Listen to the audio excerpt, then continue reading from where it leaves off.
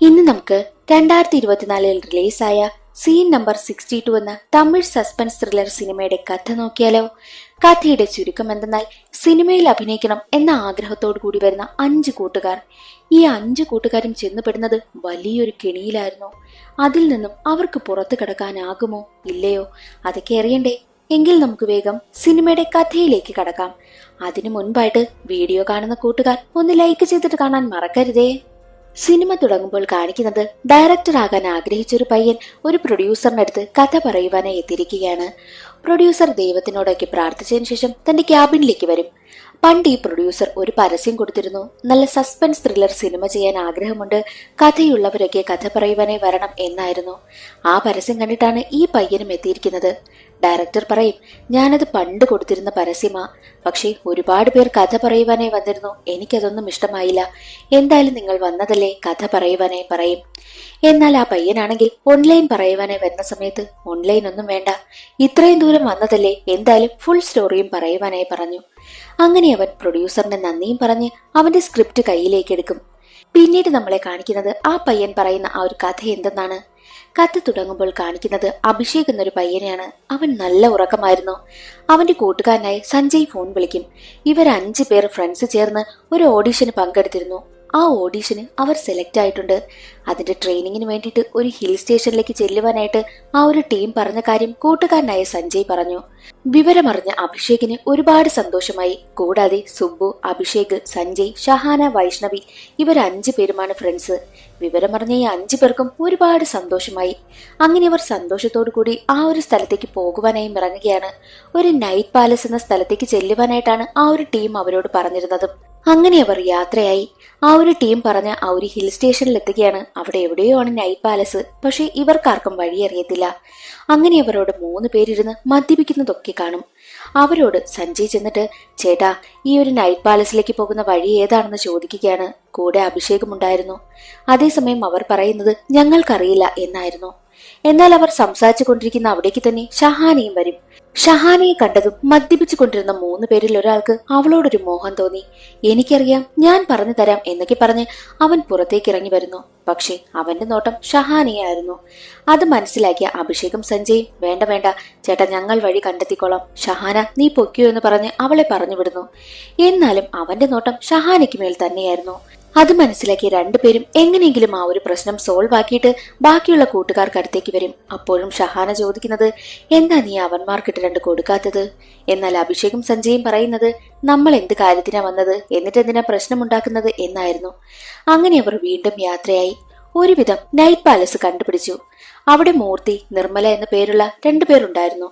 ഇവരും ഓഡീഷനൊക്കെ അറ്റൻഡ് ചെയ്തിട്ട് ആ ഒരു ടീം പറഞ്ഞിട്ട് എത്തിയതാണ്. രവി എന്ന ഡയറക്ടർ പറഞ്ഞിട്ടാണ് ഇവരിവിടേക്ക് വന്നിരിക്കുന്നതും. നൈറ്റ് പാലസിലെ താക്കോല് രവി മറ്റാരെയാണ് ഏൽപ്പിച്ചിരിക്കുന്നത്. മൂർത്തി പറയും, 3 പേരിവിടെ ഉണ്ടായിരുന്നല്ലോ മദ്യപിച്ചുകൊണ്ടിരുന്ന, അവരെയാണ് താക്കോൽ ഏൽപ്പിച്ചിരിക്കുന്നത്, നമുക്ക് പോയി വാങ്ങിയിട്ട് വരാമെന്ന് പറയുമ്പോൾ സഞ്ജയും അഭിഷേകൊക്കെ പറയും, വരുന്ന വഴിയിൽ അവരുമായി ഇങ്ങനൊരു പ്രശ്നമുണ്ടായി എന്നുള്ള കാര്യം മൂർത്തിയോട് പറഞ്ഞു. മൂർത്തിക്ക് അത് കേട്ടതും ദേഷ്യമായി. ബാ നമുക്ക് പോയി ചോദിക്കാമെന്ന് പറഞ്ഞ് സുബ്ബുവിനെയും സഞ്ജയെയും അഭിഷേകിനെയും കൂട്ടി മൂർത്തി അവിടേക്ക് പോകും. അവരടുത്തേക്ക് എത്തിയ മൂർത്തിയാണെങ്കിൽ ദേഷ്യത്തിൽ താക്കോല് ചോദിക്കും. എന്നിട്ട് അവന്മാരുടെ ആ ഒരു പ്രവൃത്തി ഉണ്ടല്ലോ നേരത്തെ ചെയ്ത, അതിനെ ചോദ്യം ചെയ്യുകയും ചെയ്തു. എന്നാൽ അവിടെ വെച്ച് വീണ്ടും ചെറിയൊരു തർക്കം നടക്കുകയാണ്. അതിലൊരാൾക്ക് ആ ഷഹാനയോടൊപ്പം ഒരിക്കലെങ്കിലും ജീവിക്കണം എന്നുള്ളൊരാഗ്രഹം തന്നെയാണ്. എങ്ങനെയെങ്കിലും ഷഹാനയെ തന്റെ വരുത്തിക്ക് കൊണ്ടുവരണം. അതിനു വേണ്ടിയിട്ട് അവിടെ ചെറിയൊരു ഫൈറ്റ് നടക്കും. അതേ സമയം തന്നെയായിരുന്നു ഡയറക്ടറായ രവിയുടെ ഒരു കൂട്ടുകാരനും അവിടേക്ക് ഓടി വരുന്നതും. രവി പറയുന്നത്, നിർത്ത്, ഇത് നിങ്ങൾക്കുള്ളൊരു ട്രെയിനിങ് ആണ്, ഇത് നിങ്ങളെ പോലുള്ള ഒരു ആർട്ടിസ്റ്റ് ആണ് എന്നായിരുന്നു പറയുന്നതും. കൂട്ടുകാരനും അവിടേക്ക് ചിരിച്ചുകൊണ്ടാണ് കയറി വരുന്നതും. എന്നാൽ ഡയറക്ടർ ആവാൻ ആഗ്രഹിച്ച ആ പയ്യൻ കഥ പറഞ്ഞുകൊണ്ടിരിക്കുകയാണല്ലോ. അത് കേട്ട പ്രൊഡ്യൂസർ ഒരു സംശയം ചോദിക്കും. എന്തെന്നാൽ ഈ 5 പേരും ഓഡീഷൻ അറ്റൻഡ് ചെയ്യാൻ വന്ന സമയത്ത് ആ 3 പേരെ കണ്ടില്ലായിരുന്നോ എന്നായിരുന്നു. എന്നാൽ ഈ ഡയറക്ടർ ആകാൻ വന്ന പയ്യൻ പറയുന്നത്, അതെല്ലാം പറയാം സാറെന്ന് പറഞ്ഞ് ആ പയ്യൻ കഥ പറയുവാനായി ആരംഭിച്ചു. രവി പറയുന്നത്, ഇതെല്ലാം നിങ്ങൾക്കുള്ള ട്രെയിനിങ് ആണ്, അതിനു വേണ്ടിയിട്ട് കൊണ്ടുവന്നതാണ് ഈ 3 പേരെയും എന്ന് പറഞ്ഞിട്ട് അവരോട് പറയും, എന്റെ കഥയിൽ അഭിനയിക്കാൻ പോകുന്നത് നിങ്ങൾ 7 പേരുമാണ്. ഈ 7 പേരും ആരെന്നാൽ സുബ്ബു, അഭിഷേക്, സഞ്ജയ്, ഷഹാന, വൈഷ്ണവി, മൂർത്തിയും നിർമ്മലയും. അങ്ങനെ 7 പേരാണ് ഈ ഒരു സിനിമയിലുള്ളതും. എന്നിട്ട് ആ 3 പേരെ അവിടെ നിന്ന് പറഞ്ഞു വിടുകയും ചെയ്തു.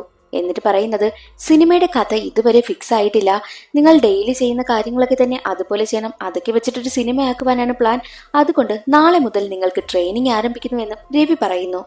അങ്ങനെ അവർ എന്നത്തെയും പോലെ തന്നെ പാലസിലേക്ക് ഉറങ്ങുവാനായിട്ടും പോയി. അടുത്ത ദിവസം രാവിലെ ഉറക്കമുണർന്ന സഞ്ജയ് കോഫി കുടിക്കുവാനായി പോകും. എന്നാൽ അവനാണെങ്കിൽ ഡോർ തുറക്കുവാനായി നോക്കുന്ന സമയത്ത് ഡോർ ഓപ്പൺ അല്ല, പുറത്തുനിന്നും ആരോ ലോക്ക് ചെയ്തിട്ടുണ്ട്. അക്കാര്യം അവൻ മറ്റു കൂട്ടുകാരോടും പറയും. എന്നാൽ അവർ പറയുന്നത്, ഞങ്ങളും ഇത് ശ്രദ്ധിച്ചിരുന്നു, എനിക്ക് തോന്നുന്നത് രവി സാർ ലോക്ക് ചെയ്തതായിരിക്കും, ഇതും ട്രെയിനിങ്ങിന്റെ ഭാഗമായിരിക്കുമെന്ന് അവർ പറയുന്നു. അങ്ങനെ അവർ എന്നത്തെയും പോലെ ഫുഡ് കഴിക്കാനൊക്കെ ഇരിക്കും. നമുക്ക് ഡെയിലി ചെയ്യുന്ന കാര്യം അതുപോലെ തന്നെ ചെയ്തുകൊണ്ട് മുന്നോട്ട് പോകാം എന്നൊക്കെയായിരുന്നു അവരുടെ പ്ലാൻ. മറ്റൊരു വശത്ത് വിവേക് എന്നൊരു പയ്യനെയാണ് കാണിക്കുന്നത്. വിവേക് ഫോട്ടോയൊക്കെ എടുക്കുകയാണ്, അവിടെ ട്രിപ്പിന് വന്നിരിക്കുകയാണ്. വിവേകിനൊപ്പം വിവേകിന്റെ ഭാര്യയെ സത്യയും ഉണ്ടായിരുന്നു. ഈ സത്യ ബൈക്ക് ഓടിക്കുന്നതൊക്കെയാണ് അവൻ വീഡിയോ ഷൂട്ട് ചെയ്യുന്നതും. ഭാര്യയെ സത്യ സ്പീഡിന് ബൈക്ക് ഓടിച്ച് വിവേകിനടുത്ത് കൊണ്ടുവന്ന് നിർത്തും. പേടിച്ച വിവേക് ബേക്കിലേക്ക് മറിഞ്ഞു വീഴുകയാണ് ചെയ്യുന്നതും. മറ്റൊരു വശത്ത് 7 പേരെയും കാണിക്കുന്നു. 7 പേരും ബോറടിച്ചിരിക്കുകയാണ്. കാരണം എന്തെന്നാൽ മൊബൈലിന് റേഞ്ച് ഇല്ല, പിന്നെ രണ്ടാമത് എന്റർടൈൻമെന്റിനുള്ള ഒരു കാര്യങ്ങളും ആ വീട്ടിലില്ല. അങ്ങനെ അവർ ഫുഡ് കഴിക്കുന്നു, ഉറങ്ങുന്നു, അങ്ങനെയൊക്കെ ഇരിക്കുകയാണ്.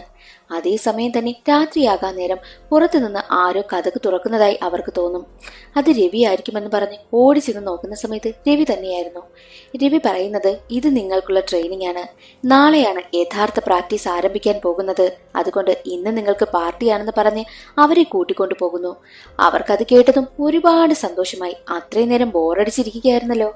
രവി അവർക്ക് കഴിക്കുവാൻ വേണ്ടിയിട്ട് ഒരുപാട് മദ്യമൊക്കെ വാങ്ങി വെച്ചിരുന്നു. ഈ 7 പേരും താമസിക്കുന്ന നൈറ്റ് പാലസിനടുത്തായിട്ട് ഒരു ഹോട്ടലുണ്ട്. അവിടേക്കാണ് വിവേകും ഭാര്യയെ സത്യയും റൂം എടുക്കാനായി എത്തിയതും. മറ്റൊരു വശത്ത് എല്ലാവരും നന്നായി മദ്യപിക്കുകയാണല്ലോ. അതിൽ 3 പേരായിട്ടുള്ള സുബ്ബുവും അഭിഷേകും ഷഹാനയും കൂടി പുറത്തേക്ക് വരും. അതിൽ മുടി വളർത്തിയ ആളാണ് അഭിഷേക്. വരുന്ന വഴിയിൽ അടുത്തായിട്ടുള്ള ഹോട്ടലിന് പരിസരത്ത് നിന്ന് വിവേകും ഭാര്യയും ഫോട്ടോഷൂട്ട് നടത്തുന്നത് കാണുന്നു. നല്ല സുന്ദരിയായി ഒരുങ്ങി നിൽക്കുകയാണ് സത്യ. വിവേക് ഫോട്ടോഷൂട്ടിനാണ് തന്റെ ഭാര്യയെ സത്യയെ കൊണ്ടുവന്നിരിക്കുന്നതും. എന്തിനാ ഇങ്ങനെ ഒരുക്കി നിർത്തിയിരിക്കുന്നത് എന്നൊക്കെ ചോദിക്കുമ്പോൾ, ആ മോഡൽ എന്റെ വൈഫാണ്, ഞങ്ങളൊരു ഫോട്ടോഷൂട്ടിന് എത്തിയതാണ്, എന്താണ് ഇതിന്റെ കൺസെപ്റ്റ് എന്നും അവർ ചോദിക്കുന്നു. അങ്ങനെ അവർ നല്ല രീതിക്ക് സംസാരിക്കുകയും ഒക്കെ ചെയ്യും. അങ്ങനെ ആ ഫോട്ടോഷൂട്ടൊക്കെ കണ്ടതിന് ശേഷം 3 പേരും പോകാനായി തിരിയുന്ന സമയം തന്നെ വിവേക് അവരുടെ 3 പേരുടെയും ഫോട്ടോ എടുക്കുന്നു. അതിനുശേഷം പിന്നെ തന്റെ ഭാര്യയുടെ ഫോട്ടോയാണ് എടുക്കുന്നതും. വീണ്ടും അവർ പാർട്ടി നടക്കുന്ന സ്ഥലത്തേക്ക് വരും. എല്ലാവരും നന്നായി മദ്യപിച്ചു. അവരെല്ലാവരും അടുത്ത ദിവസം ഉറക്കമുണരുകയാണ്. അവരുടെ എല്ലാവരുടെയും കയ്യിൽ വിലങ്ങിട്ടിട്ടുണ്ട്. മാത്രമല്ല ഷഹാന നന്നായിട്ട് ഛർദ്ദിക്കുകയും ചെയ്യുകയാണ്. എന്നാൽ ഇപ്പോൾ പ്രസന്റ് ആണ് കാണിക്കുന്നത്. പ്രസന്റിൽ ഹോസ്പിറ്റലിൽ അഡ്മിറ്റ് ആയിരിക്കുകയാണ് വൈഷ്ണവി. വൈഷ്ണവി അപ്പോഴും ഛർദ്ദിച്ചുകൊണ്ടേയിരിക്കുന്നു. അവൾക്ക് എന്തോ കാര്യമായി സംഭവിച്ചിരിക്കുകയാണ്. ബാക്കിയുള്ളവർക്ക് എന്ത് സംഭവിച്ചെന്ന് അറിയത്തില്ല. വൈഷ്ണവി വഴി മാത്രമേ അതറിയുവാനായിട്ട് പറ്റുകയുള്ളൂ. പോലീസൊക്കെ വന്ന് വൈഷ്ണവിയോട് കാര്യം തിരക്കുന്നു. എന്നാൽ വൈഷ്ണവിയുടെ അവസ്ഥ അത്രയും മോശമായിരുന്നു. മാത്രമല്ല ബാക്കിയുള്ളവരുടെയൊക്കെ പാരന്റ്സും ഹോസ്പിറ്റലിന് വെളിയിലുണ്ട്. തന്റെ മക്കൾക്കൊക്കെ എന്ത് സംഭവിച്ചു എന്ന ടെൻഷനിലിരിക്കുകയാണ് ആ പാരന്റ്സും. വൈഷ്ണവിയെ കാണുന്ന ഡോക്ടർ പറയുന്നത്, വൈഷ്ണവി നീ കുറച്ചുനേരം റെസ്റ്റ് എടുക്ക് എന്നായിരുന്നു. വല്ലാത്തൊരവസ്ഥയിലിരിക്കുകയാണ് വൈഷ്ണവി. പോലീസും അവളെ ശല്യം ചെയ്യാനായി പോയില്ല. പിന്നീട് വീണ്ടും ഫ്ലാഷ് ബാക്കിലേക്ക് വരും. എന്താണ് അവർക്ക് സംഭവിച്ചത് എന്നുള്ള കാര്യമാണ്. ഫ്രിഡ്ജിൽ നിന്നും തങ്ങൾക്ക് കഴിക്കാനുള്ള സാധനങ്ങളൊക്കെ എടുക്കുകയായിരുന്നു സുബ്ബു. അപ്പോൾ അവിടുത്തെ ജനലൊക്കെ ലോക്ക് ചെയ്ത അവസ്ഥയിലുമാണ്. സുബ്ബുവിന്റെ 2 കൈയും ചങ്ങലയിട്ട് ബന്ധിച്ചിരിക്കുന്നു. ബാക്കിയുള്ളവരെല്ലാം 2 പേർ വീതമാണ് ചങ്ങലയിട്ട് ബന്ധിച്ചിരിക്കുന്നതും. അതെല്ലാം കാണുന്ന അഭിഷേകൊക്കെ പറയുന്നുണ്ട്, എന്തോ എനിക്ക് പേടിയാകുന്നു, ഇതൊന്നും ശരിയായിട്ട് തോന്നുന്നില്ല. പ്രാക്ടീസ് ആണെന്നല്ലേ പറയുന്നത്, പക്ഷേ എന്തിനു നമ്മളെ ചങ്ങലയിട്ട് ബന്ധിക്കണം എന്നൊക്കെ ഒരു ടെൻഷനായി അവർക്ക്. പോകെ പോകെ അവരുടെ ചിന്തകളും പേടിയും ഒക്കെ കൂടിക്കൂടി വന്നുകൊണ്ടേയിരുന്നു. അവരെല്ലാവരും ചേർന്ന് ഡയറക്ടറിനെ വഴക്ക് പറഞ്ഞുകൊണ്ടാണ് ഇരിക്കുന്നത്. അപ്പോൾ സഞ്ജയ് പറയുന്നുണ്ട്, ഒന്നും പറയരുത്, മിക്കവാറും നമ്മൾ സംസാരിക്കുന്നതെല്ലാം ആ ഡയറക്ടർ കാണുന്നുണ്ടായിരിക്കും എന്നൊക്കെ പറയുകയാണ്. പക്ഷെ പറഞ്ഞത് സത്യമായിരുന്നു. അവിടെ ഒരു ക്യാമറ വെച്ചിട്ടുണ്ട്, പക്ഷെ അവർക്കാർക്കും അറിയത്തില്ല. അതുവഴി അവരെ എല്ലാവരെയും നിരീക്ഷിച്ചു കൊണ്ടിരിക്കുകയാണ് ആ രവി. മറ്റൊരു വശത്ത് വിവേകിനെയും സത്യയുമാണ് കാണിക്കുന്നത്. ഷൂട്ടിംഗ് ഒക്കെ കഴിഞ്ഞ് അവരവിടെ നിന്ന് പോകുവാനായി തീരുമാനിക്കുന്ന സമയം തന്നെ ഇനി അടുത്തത് ഏത് സ്ഥലത്തേക്ക് പോകാമെന്ന് ലാപ്ടോപ്പിൽ സെർച്ച് ചെയ്യുകയായിരുന്നു സത്യ. അവൾ നല്ലൊരു പ്ലേസ് കണ്ടെത്തി. വിവേകിനോട് അത് പറയുമ്പോൾ വിവേക് അവിടെയുണ്ടായിരുന്ന ഒരു ജോലിക്കാരൻ പയ്യനോട് ആ സ്ഥലം എവിടെയാണെന്ന് തിരക്കും. ഇതൊരു പ്രൈവറ്റ് പ്രോപ്പർട്ടിയാണ്, അവിടേക്കൊന്നും പോകാൻ പറ്റില്ല എന്നായിരുന്നു ആ പയ്യൻ പറയുന്നതും. അങ്ങനെ അവനെ സോപ്പിട്ട് അവിടുത്തെ കാര്യങ്ങളെല്ലാം അവൻ മനസ്സിലാക്കിയെടുക്കും. മറ്റൊരു വശത്ത് വീടിനുള്ളിൽ പൂട്ടിയിട്ട അവസ്ഥയിലിരിക്കുകയാണല്ലോ ആ ഒരു 7 പേരും. അവർക്ക് വല്ലാതെ ദേഷ്യമൊക്കെ വരുന്നുണ്ട്. രണ്ടുപേർ വീതമാണല്ലോ ചങ്ങലയിട്ട് ബന്ധിക്കപ്പെട്ടിരിക്കുന്നത്. അഭിഷേകും വൈഷ്ണവിയുമാണ് ഒരുമിച്ച്. വൈഷ്ണവിക്ക് ടോയ്ലറ്റ് യൂസ് ചെയ്യണം. അവളോടൊപ്പം ടോയ്ലറ്റിലേക്ക് അഭിഷേകം കയറുകയാണ്. ഞാൻ തിരിഞ്ഞു നിൽക്കാം, നീ പൊയ്ക്കോ എന്ന് അഭിഷേക് പറയുന്നു. അത്രയും അവർ കഷ്ടപ്പെടുന്നുണ്ട്. അതെല്ലാം ക്യാമറ വഴി കാണുകയാണ് രവി. അവർക്കാണെങ്കിൽ വല്ലാത്ത ദേഷ്യം. വൈഷ്ണവി അഭിഷേകിനോട് പറയുന്നുണ്ട്, ദേ ഇവിടുത്തെ ജനലെല്ലാം അടച്ചിരിക്കുന്നു. ഇവിടെ ഒരു ക്ലോക്കുമില്ല. രാത്രിയാകുന്നതും പകലാകുന്നതും ഒന്നും നമുക്ക് മനസ്സിലാകുന്നതേയില്ല. എനിക്ക് തോന്നുന്നത് നമ്മൾ ഉറങ്ങിയിട്ട് ഒരു ദിവസം കഴിഞ്ഞു. എന്താണ് ഇവിടെ സംഭവിക്കുന്നത് എന്നൊന്നും അറിയില്ല. ഇത് വല്ല ട്രാപ്പുമായിരിക്കുമോ എന്നൊക്കെ അവൾ പറയും. അത് കേട്ട് അഭിഷേകിന് നല്ല ടെൻഷൻ ആകുന്നുണ്ട്. നല്ലൊരു പണിയിലാണ് അവർ വന്ന് പെട്ടിരിക്കുന്നതെന്ന് അവനും മനസ്സിലായി. മറ്റൊരു വശത്ത് മൂർത്തിയെയും നിർമ്മലയും ഒരൊറ്റ റൂമിലാക്കിയിട്ടാണ് അടച്ചിട്ടിരിക്കുന്നതും. ആ റൂമിന്റെ ചാവി റൂമിന്റെ മുകളിൽ തന്നെ ആണിയടിച്ച് തൂക്കിയിട്ടുണ്ട്. പക്ഷെ അവർക്ക് എടുക്കാനായി എത്തുന്നില്ല. ഈ നിർമ്മലയ്ക്ക് നല്ല ബ്രീതിങ് പ്രോബ്ലം ഉണ്ട്. പെട്ടെന്ന് തന്നെ അവർക്ക് വലിവുണ്ടാവുകയാണ്. ശ്വാസത്തിന് വേണ്ടി അവർ പിടയുന്ന സമയം മൂർത്തിക്ക് പുറത്തുള്ളവരെ അറിയിക്കണമല്ലോ. മൂർത്തി അവിടെ നിന്നും പുറത്തുള്ളവരെ അറിയിക്കും. അവരാണെങ്കിൽ കഥകൊക്കെ തുറക്കുവാനായി ശ്രമിക്കും. ഡയറക്ടർ സാർ, നിങ്ങളിത് കാണുന്നുണ്ടെങ്കിൽ എങ്ങനെയെങ്കിലും അവരെ രക്ഷിക്കണം, ഇവിടെ പെട്ടെന്ന് വരണം എന്നൊക്കെ അവർ കെഞ്ചുന്നുണ്ട്. പക്ഷേ ഡയറക്ടർ മൈൻഡ് ചെയ്യുന്നോ? ഇല്ല. എങ്ങനെയെങ്കിലും കഥക് തുറക്കുവാനായി നോക്കും. പക്ഷേ പറ്റുന്നില്ല. മൂർത്തി ചാവി എടുക്കുവാനായി നോക്കുന്നു. അതും നടക്കുന്നില്ല. മൂർത്തി പറയും, അവിടെ എവിടെയോ ഇൻഹേലർ ഉണ്ട്, അത് എത്രയും പെട്ടെന്ന് എടുത്തു തരുമോ എന്ന് ചോദിക്കുമ്പോൾ എല്ലാവരും ചേർന്ന് ഇൻഹേലർ അന്വേഷിക്കും. ഒരു ഘട്ടത്തിൽ ഇൻഹേലർ അവർ കണ്ടെത്തും. അതുപോലെ തന്നെ കഷ്ടപ്പെട്ട് മൂർത്തി ആ ചാവിയും എടുക്കുന്നു. ഡോർ തുറന്ന് പുറത്തേക്ക് വരുന്ന സമയത്ത് ആസ്മ വന്ന് തറയിലേക്ക് വീഴുകയാണ് നിർമ്മല. അങ്ങനെ അവർ ഇൻഹേലർ അടിച്ചു കൊടുക്കുന്നതിനാൽ എങ്ങനെയെങ്കിലും ഒരുവിധം നിർമ്മലയും രക്ഷപ്പെട്ടു. ഇൻഹേലർ കിട്ടാൻ കുറച്ചുനേരം ഒന്ന് ലേറ്റ് ആയിരുന്നെങ്കിൽ നിർമ്മല ഉറപ്പായും മരിച്ചു പോകുമായിരുന്നു. അങ്ങനെ ആ 7 പേരും ചേർന്ന് ഡയറക്ടറിനെ ഒരുപാട് വഴക്ക് പറയുകയാണ്. പക്ഷെ അതേസമയം ഡയറക്ടർ മറ്റൊരു പെണ്ണിനൊപ്പമായിരുന്നു. ചിലപ്പോൾ കാമുകിയാകാം, ആരാണെന്ന് കാണിക്കുന്നതേയില്ല. അവളോടൊപ്പം അയാൾ സ്പെൻഡ് ചെയ്യുകയാണ്. രവി തനിക്ക് മറ്റൊരാളെ കാണാനുണ്ടെന്ന് പറഞ്ഞ് ആ പെൺകുട്ടിയോട് യാത്ര പറഞ്ഞ് അവിടെ നിന്ന് പോവുകയാണ്. യഥാർത്ഥത്തിൽ ഓഡീഷനൊക്കെ നടത്തി ഇവരെ 7 പേരെയും അവിടെ രവി കൊണ്ടുവന്നത് മറ്റൊരാൾക്ക് വേണ്ടിയിട്ടാണ്. ആദ്യമായിട്ട് അവർ ആ പാലസിലെത്തിയ സമയത്ത് അവരെ കാണുവാനായിട്ട് മറ്റൊരാൾ വന്നിരുന്നു. അയാൾക്ക് വേണ്ടിയിട്ടാണ് ഇതെല്ലാം ചെയ്തിരുന്നത്. എന്തെന്നാൽ ഇവർ 2 പേരും ചേർന്ന് ഒരു പരീക്ഷണം നടത്തുകയാണ്. ഒരാൾ ഡെയിലി ഉണരുന്നു, ഉറങ്ങുന്നു, ആഹാരം കഴിക്കുന്നു, അങ്ങനെയൊക്കെ ചെയ്യുന്നില്ലേ? അപ്പോൾ ഈ ഉറങ്ങുക, ഉണരുക, ആ ഒരു ഡെയിലി റൊട്ടീൻ തെറ്റിക്കഴിഞ്ഞു കഴിഞ്ഞാൽ ഒരു മനുഷ്യന് എന്ത് സംഭവിക്കും എന്നവർ പരീക്ഷണം നടത്തി നോക്കുകയാണ്. 48 മണിക്കൂർ ഉറങ്ങാതിരുന്നു കഴിഞ്ഞാൽ സൈക്കോയായി മാറുമോ? അവർക്കിടയിൽ വരുന്ന ആ ഒരു സ്വഭാവത്തിലുണ്ടാകുന്ന മാറ്റം, അതെല്ലാം കണ്ടെത്തുന്നതിന് വേണ്ടിയിട്ടാണ് ക്യാമറയൊക്കെ വെച്ച് അവരെ നിരീക്ഷിക്കുന്നതും. അതിനു വേണ്ടിയിട്ടാണ് ഇങ്ങനെ ഒരു പ്ലാൻ ചെയ്ത് 7 പേരെ കൊണ്ടുവന്നതും. സത്യത്തിൽ 7 പേരല്ല 8 പേരായിരുന്നു. അതിലിപ്പോൾ 7 പേർ മാത്രമേ ഉള്ളൂ. മറ്റൊരാൾക്ക് എന്ത് സംഭവിച്ചെന്ന് കാണിക്കുന്നില്ല. അന്നവർക്ക് പാർട്ടി കൊടുത്തിരുന്നല്ലോ. പാർട്ടിയിൽ മദ്യപിച്ച് ബോധം പോയ 7 പേരെയും റൂമിലേക്ക് കൊണ്ടുവന്നത് രവിയും കൂട്ടരും തന്നെയായിരുന്നു. കൂടാതെ അവർക്ക് സമയം അറിയാതിരിക്കാനുമെല്ലാം മൊബൈലും അവിടെയുണ്ടായിരുന്ന ക്ലോക്കും എല്ലാം രവി മാറ്റിക്കളഞ്ഞു. മാത്രവുമല്ല, അവർ ഉറങ്ങാതിരിക്കുവാനായിട്ട് AC വഴി എന്തോ ഒരു ഗ്യാസ് പുറപ്പെടുവിക്കുകയും ചെയ്യുന്നുണ്ട്. അത് കാരണം അവർക്ക് ഉറക്കമേ വരുന്നില്ല. അതെല്ലാം രവി ക്യാമറയിലൂടെ നിരീക്ഷിക്കുകയാണ്. മാത്രമല്ല, അന്ന് ആ ഒരു പ്രശ്നം വന്നതിന് ശേഷം നിർമ്മലയാണെങ്കിൽ രവിയെ ഒരുപാട് വഴക്ക് പറയുന്നതെല്ലാം രവി ക്യാമറയിലൂടെ കാണുന്നുണ്ട്. നിർമ്മലയെ തിരിച്ച് രവിയും ചീത്ത പറയുകയും ഒക്കെ ചെയ്യുന്നു. അവർക്കുണ്ടാകുന്ന സ്വഭാവ മാറ്റങ്ങളൊക്കെ നോട്ട് ചെയ്യുകയാണ് രവി. മറ്റൊരു വശത്ത് ഹോസ്പിറ്റലിൽ അഡ്മിറ്റ് ആയിരിക്കുന്ന വൈഷ്ണവിയാണ് കാണിക്കുന്നത്. വൈഷ്ണവിയോട് അന്നവിടെ എന്തൊക്കെയാണ് സംഭവിച്ചതെന്ന് പോലീസുകാർ ചോദിക്കുന്ന സമയത്ത് വൈഷ്ണവി അത് പറയുവാനായി ആരംഭിച്ചു. ഷഹാനയും സഞ്ജയുമായിരുന്നു ഒരുമിച്ച് ലോക്ക് ചെയ്തിരുന്നത്. ഷഹാന തന്റെ കൈവശം ആരും അറിയാതെ ഒരു ഫോൺ ഒളിപ്പിച്ചിരുന്നു. ബാക്കിയുള്ള ഫോണെല്ലാം രവി മാറ്റിയിരുന്നല്ലോ. അങ്ങനെ ഒരുവിധം അന്വേഷണത്തിൽ ആ ഒരു കൊച്ചു ഫോൺ അവർക്ക് കിട്ടുകയാണ്. പക്ഷെ അതിന് ചാർജില്ല, ഓഫായി കിടക്കും. ചാർജർ അവിടെ എല്ലാം അന്വേഷിക്കും. ആർക്കും ചാർജർ കിട്ടുന്നതേയില്ല. ഇനി നമ്മൾ എന്ത് ചെയ്യുമെന്ന് സങ്കടപ്പെട്ടു നിന്ന ഷഹാന ആ ഒരു ഫോൺ തറയിലെറിഞ്ഞു പൊട്ടിച്ചു.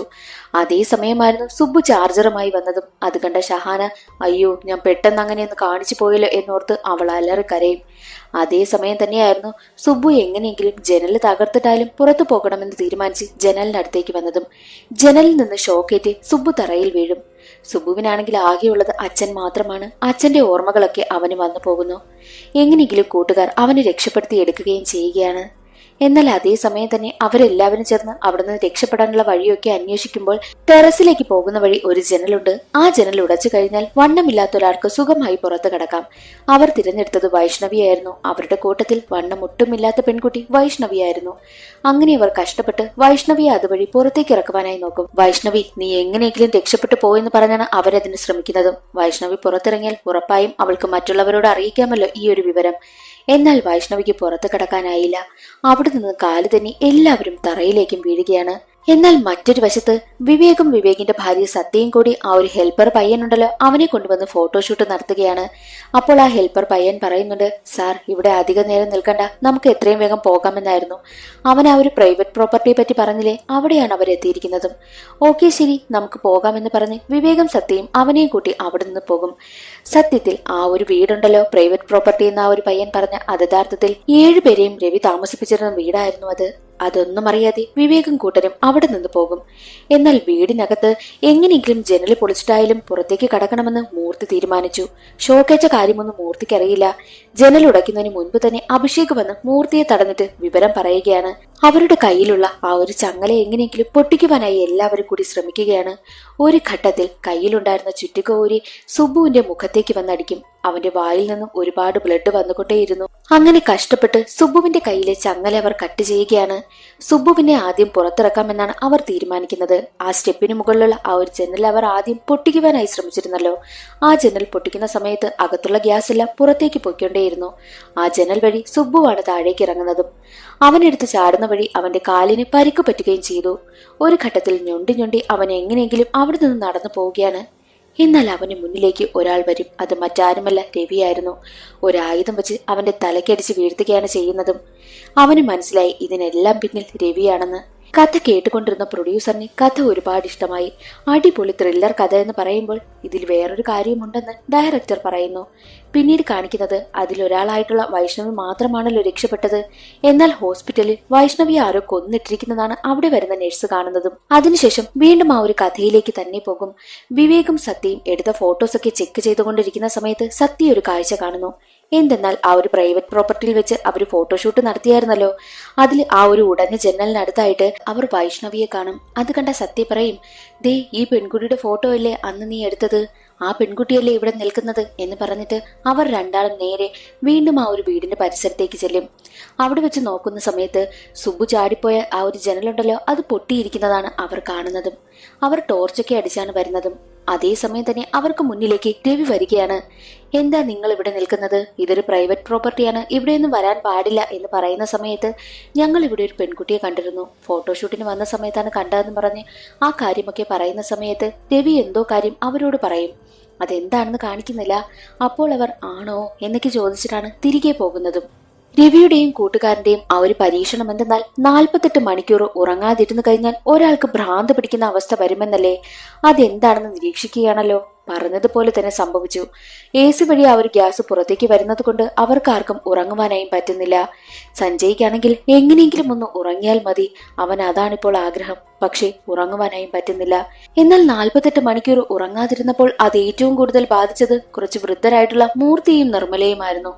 അവർ ഭ്രാന്ത് പോലെ അലറുവാനായും തുടങ്ങി. അതുപോലെ അത് ബാക്കിയുള്ളവരെയും ബാധിച്ചു വരികയാണ്. അതെല്ലാം ക്യാമറ വഴി നിരീക്ഷിച്ചു കൊണ്ടിരിക്കുകയാണല്ലോ രവി. എന്നാൽ രവിയാണെങ്കിൽ സുഖമായി ഉറങ്ങും. എന്നിട്ട് കോഫിയൊക്കെ കുടിച്ച് റെസ്റ്റ് എടുക്കുകയും ചെയ്യുന്നുണ്ട്. വിവേകും സത്യയും ഷൂട്ടിംഗ് ഒക്കെ കഴിഞ്ഞ് അവർ തിരികെ പോകുവാനായി നിന്ന സമയത്തായിരുന്നു ആ ഒരു ഹെൽപ്പർ പയ്യൻ നിങ്ങളുടെ നമ്പർ ഒന്ന് എഴുതി തരുമോ എന്ന് പറഞ്ഞ് ഒരു കാർഡ് കൊടുക്കുന്നു. ആ കാർഡ് വാങ്ങിയതും വിവേക് ഷോക്കായി പോകുന്നു. പിന്നീട് ഒരു ഫ്ലാഷ് ബാക്ക് ആണ് കാണിക്കുന്നത്. എന്തെന്നാൽ അന്നവർ രവിയെ കണ്ടിരുന്നല്ലോ. രവി എന്താണ് അവരോട് പറഞ്ഞതെന്നാണ് കാണിക്കുന്നത്. രവി പറഞ്ഞത്, ഞാനൊരു ഡോക്ടറാണ്, എന്റെ പേര് ആന്റണി സേവിയർ, ഞാൻ ഇവിടെ കുറച്ചു പേരെ ട്രീറ്റ്മെന്റിന്റെ ഭാഗമായി കൊണ്ടുവന്നിട്ടുണ്ട്, അവരെയാണ് നിങ്ങൾ കണ്ടത് എന്നായിരുന്നു പറഞ്ഞതും. എന്നാൽ ഇപ്പോൾ അവരുടെ കയ്യിൽ കിട്ടിയിരിക്കുന്ന ആ ഒരു വിസിറ്റിംഗ് കാർഡിലുള്ളത് യഥാർത്ഥ ആന്റണി സേവിയറിന്റെ ഫോട്ടോയായിരുന്നു. യഥാർത്ഥ ഡോക്ടറായ ആന്റണി. അതിൽ നിന്നും വിവേകിനൊരു കാര്യം മനസ്സിലായി. അയാൾ പറഞ്ഞത് കള്ളമാണ്, അവിടെ എന്തൊക്കെയോ കാര്യങ്ങൾ നടക്കുന്നുണ്ട്, താനാണ് ഒരു പ്രോപ്പർട്ടിയുടെ ഓണർ എന്നുമായിരുന്നു രവി പറഞ്ഞതും. എന്നാൽ ആ പയ്യൻ പറയുന്നത് അല്ല, ഈ ഒരു ആന്റണി സേവിയർ ആണ് യഥാർത്ഥ ആ പ്രോപ്പർട്ടിയുടെ ഓണർ എന്നും പറയുമ്പോൾ അവിടെ നടക്കുന്ന കള്ളത്തരങ്ങൾ കണ്ടുപിടിക്കണമെന്ന വാശിയായി വിവേകിനും സത്യയ്ക്കും. മറ്റൊരു വശത്ത് 7 പേരും ഭ്രാന്ത് പിടിക്കുന്ന അവസ്ഥയാണ് വീടിനുള്ളിൽ. മാത്രമല്ല മൂർത്തി ചോര ഛർദ്ദിച്ച് മരിച്ചു. മൂർത്തി മാത്രമല്ല നിർമ്മലയും മരണപ്പെട്ടു. ബാക്കിയുള്ളവരൊക്കെ തമ്മിൽ അടികൂടിയിരിക്കുകയാണ്. 2 പെൺകുട്ടികൾക്ക് മാത്രം യാതൊരുവിധ കുഴപ്പവുമില്ലാത്തതിനാൽ ഈ തമ്മിൽ തല്ലുകൂടുന്നവരെയൊക്കെ തടയുവാനൊക്കെ ശ്രമിക്കും. അതേസമയം വിവേകം സത്യയും കൂടി രവിക്കടുത്തേക്ക് എത്തും.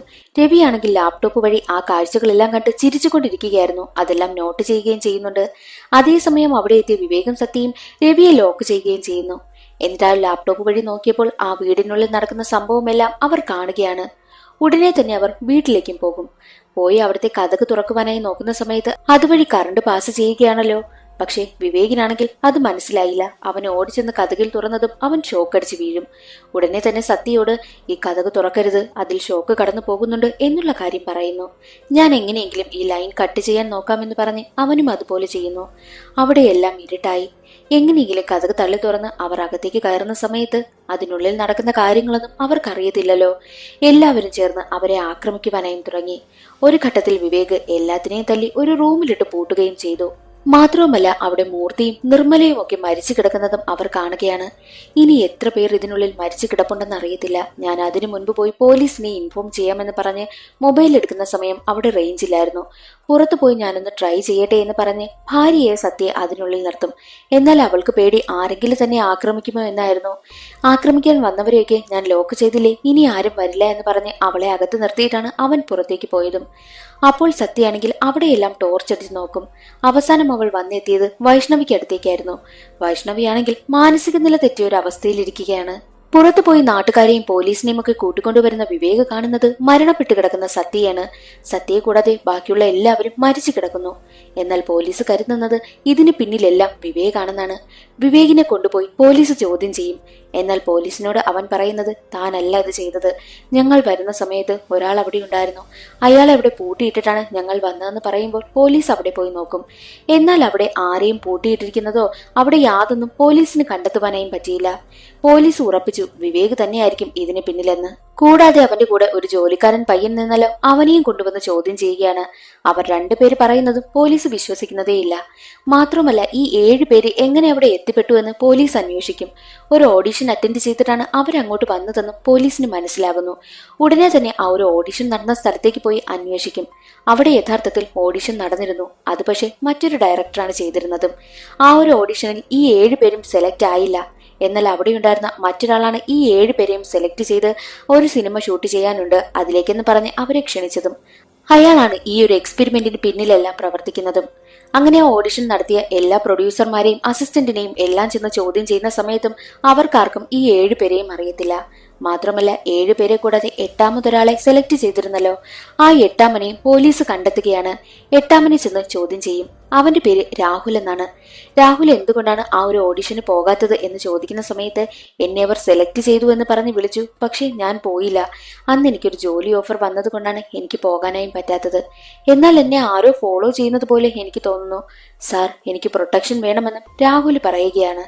യഥാർത്ഥത്തിൽ ഇവരെ 8 പേരെയും സെലക്ട് ചെയ്ത ആ ഒരാളിനെ കാണിക്കുകയാണ്. കഥ പറയുവാൻ വന്ന ആ ഒരു ഡയറക്ടറിനെ പോലെയുണ്ട് കാണാൻ. അയാളാണ് ഇതിന്റെ മാസ്റ്റർ ബ്രെയിൻ. ഈ 48 മണിക്കൂർ ആളുകളെ പൂട്ടിയിട്ടിട്ട് അവർക്ക് വരുന്ന ആ ഒരു മെന്റൽ പ്രോബ്ലം ഒക്കെ മനസ്സിലാക്കുവാൻ വേണ്ടിയിട്ടാണ് അവൻ നടത്തുന്ന പരീക്ഷണമായിരുന്നു അത്. അതിന് പിന്നിൽ മറ്റൊരു മുത്തശ്ശൻ കൂടിയുണ്ട്. ഡയറക്ടറിനെ പോലെ ഇരിക്കുന്ന ആളുണ്ടല്ലോ, അയാൾ ഇനി ഡയറക്ടർ എന്ന് പറയാം. അയാൾ ഇതെല്ലാം ചെയ്തത് മറ്റൊരു വൃദ്ധനായ ആൾക്ക് വേണ്ടിയിട്ടാണ്. ആ വൃദ്ധൻ പറയുന്നത് ഇങ്ങനെയൊക്കെ ചെയ്തിട്ട് ആ ഒരു ഫുട്ടേജ് തന്നാൽ നിനക്ക് കാശ് തരാമെന്നായിരുന്നു. അതനുസരിച്ചാണ് ഇയാൾ ഇത്രയും കാര്യങ്ങളും ചെയ്തു കൂട്ടിയതും. ഓഡിഷൻ കഴിഞ്ഞിട്ട് പുറത്തു നിൽക്കുന്ന ആ ഒരു 5 പേരെയും ഈ ഒരു ഡയറക്ടർ കാണുന്നുണ്ട്. നിങ്ങൾ നന്നായി പെർഫോം ചെയ്തു, ഉടനെ തന്നെ നിങ്ങളെ ഞാൻ കാണുന്നുണ്ട് എന്ന് പറഞ്ഞിട്ടാണ് ഡയറക്ടർ അവിടെ നിന്ന് പോയതും. അങ്ങനെയാണ് 8 പേരെ അതിലേക്ക് സെലക്ട് ചെയ്തതും. ഇതെല്ലാം ആ ഒരു മുത്തശ്ശന്റെ സഹായത്തോടെയാണ് നടക്കുന്നത്. ഈ മുത്തശ്ശനോടൊപ്പം അയാളുടെ കാമുകിയായിട്ട് ഒരു പ്രായം കുറഞ്ഞ പെണ്ണുണ്ട്. ആ പെണ്ണും ഈ ഡയറക്ടറും തമ്മിൽ ചെറിയൊരു ബന്ധവുമുണ്ട്. അവർക്കിടയിലുള്ള ബന്ധം വളർന്നു വലുതായി അത് ബെഡ് വരെ എത്തുകയാണ്. എന്നാൽ യഥാർത്ഥത്തിൽ നമ്മളെ കാണിച്ചത് ഇതെല്ലാം ചെയ്യുന്നത് രവി എന്നൊരാളായിട്ടാണല്ലോ. പക്ഷെ അല്ല, യഥാർത്ഥത്തിൽ ഇതെല്ലാം ചെയ്യുന്നത് ഡയറക്ടർ തന്നെയായിരുന്നു. അവരെ ഒരു CCTV ഫുട്ടേജ് എല്ലാം കാണുന്നതും ഡയറക്ടർ ആയിരുന്നു. അന്ന് വിവേകും സത്യയും ഒരാളെ കണ്ടെന്ന് പറഞ്ഞില്ലേ രവിയെ, അത് യഥാർത്ഥത്തിൽ ഈ ഡയറക്ടറിനെ തന്നെയാണ് കണ്ടത്. ഡയറക്ടറാണ് തന്റെ യഥാർത്ഥ പ്രോപ്പർട്ടിയാണിതെന്നും താൻ ഇവിടെ ഒരു ഡോക്ടറാണ്, കുറച്ച് മെന്റലായിട്ടുള്ള ആളുകളെ ചികിത്സിക്കുകയാണ് എന്നൊക്കെ കള്ളം പറഞ്ഞതെല്ലാം ഈ ഒരു ഡയറക്ടർ തന്നെയായിരുന്നു.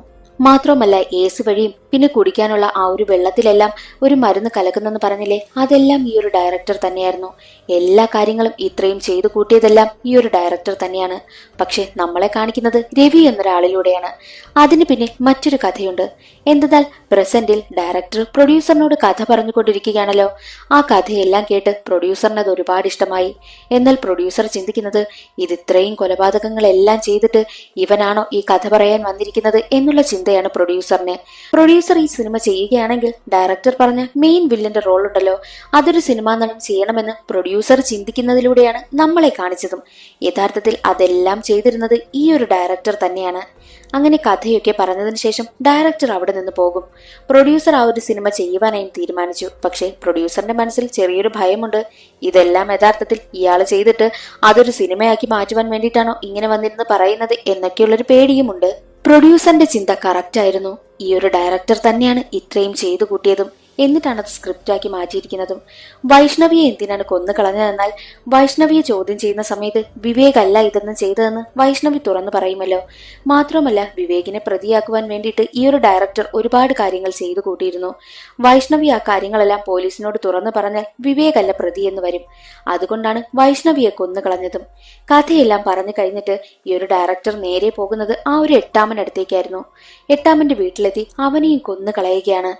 ആ ഫ്ളാറ്റിലെത്തിയ പോലീസുകാരാണെങ്കിൽ ചിന്തിക്കും, എന്തെന്നാൽ എട്ടാമൻ പറഞ്ഞിരുന്നല്ലോ തന്നെ ആരോ ഫോളോ ചെയ്യുന്നു, തനിക്ക് പോലീസ് പ്രൊട്ടക്ഷൻ വേണമെന്ന്. അവന് പോലീസ് പ്രൊട്ടക്ഷൻ കൊടുക്കാതായതുകൊണ്ടാണല്ലോ ഇങ്ങനെ സംഭവിച്ചത്. ആ ഒരു കാര്യത്തിൽ സങ്കടപ്പെട്ടിരിക്കുകയാണ് പോലീസും. ഇത്രയും ക്രൂരകൃത്യങ്ങൾ ചെയ്തിട്ട് ഡയറക്ടർ പറയുന്നത് ഇതെല്ലാം ഇവിടം കൊണ്ട് അവസാനിക്കുകയാണ്.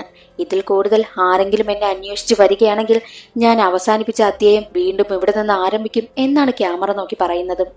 മറ്റൊരു വശത്ത് പ്രൊഡ്യൂസർ സിനിമ ചെയ്യുവാനായി തീരുമാനിച്ചല്ലോ. അയാളുടെ മനസ്സിൽ കണക്ക് കൂട്ടിയ ആ ഒരു നടനെ തന്നെ ചെന്ന് കാണും. എന്നിട്ട് ആ ഒരു റോള് ചെയ്യാൻ ഞാൻ മനസ്സിൽ കണ്ടത് നിങ്ങളെയാണ്, ഇത് ചെയ്യാൻ പറ്റുമോ എന്ന് ചോദിക്കുന്ന സമയത്ത് കഥയെല്ലാം കേട്ടിട്ട് ആ ഒരു നടനും സിനിമ ചെയ്യുവാനായി തയ്യാറായി. എന്നാൽ ഇപ്പോഴും കേസ് നടക്കുന്നതല്ലേ, എന്തെങ്കിലും പ്രശ്നമാകുമോ? സീൻ നമ്പർ 62 ഒരു ഭാഗമുണ്ട്, കഥ ഇതോടെ അവസാനിച്ചു, എന്നാൽ ഇതിൽ കൂടുതൽ ആരെങ്കിലും എന്നെ തേടി വന്നാൽ ഞാൻ അവസാനിപ്പിച്ച അധ്യായം വീണ്ടും ആരംഭിക്കുമെന്ന് പറയുന്നൊരു ഭാഗമുണ്ട്. അവിടെ കൊണ്ട് നമുക്ക് ഈ ഒരു സിനിമ അവസാനിപ്പിക്കാമെന്നും പ്രൊഡ്യൂസർ പറയുമ്പോൾ അത് കേട്ടുകൊണ്ടിരുന്ന ആ നടൻ പറയുന്നത് ചെയ്യാം, നമുക്ക് എന്തായാലും നോക്കാം, വരുന്നിടത്ത് വെച്ച് കാണാമെന്നായിരുന്നു ആ ഒരു നടനും പറഞ്ഞത്. അതോടുകൂടി സിനിമയുടെ കഥ അവിടെ അവസാനിക്കുകയാണ്. ഇന്നത്തെ ഈ വീഡിയോ എല്ലാവർക്കും ഇഷ്ടമായെന്ന് കരുതുന്നു. ഇഷ്ടമായാൽ ഒന്ന് ലൈക്ക് ചെയ്ത് സപ്പോർട്ട് ചെയ്യാനും ചാനൽ ഇഷ്ടമായാൽ സബ്സ്ക്രൈബ് ചെയ്യാനും മറക്കരുതേ. അടുത്തൊരു സിനിമയുടെ കഥയിൽ കാണാം. അതുവരെ എല്ലാവർക്കും ബൈ.